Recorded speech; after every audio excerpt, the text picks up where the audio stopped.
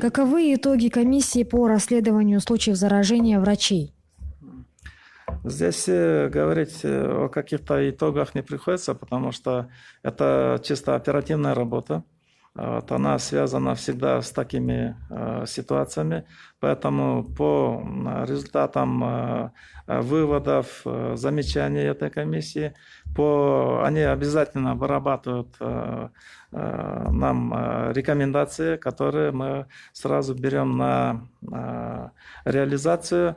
И, соответственно, это мы при необходимости составляем не одну комиссию, а их несколько. И по каждому случаю расследования у нас мы проводим сразу, принимаем управленческие решения, готовим документы, готовим сразу инструкции.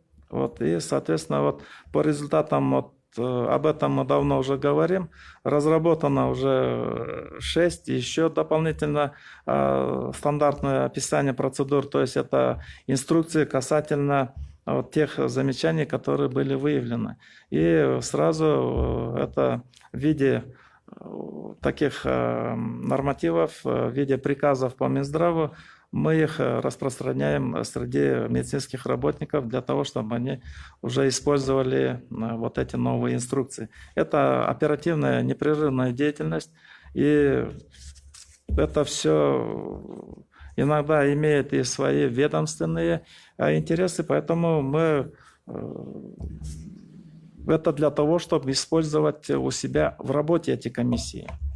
Вот, и здесь я не вижу какого-то особого смысла. Это все обсуждать в обществе, эти вопросы. Это мы широко обсуждаем в медицинской общественности, поэтому все эти вопросы достаточно в открытом варианте это идет.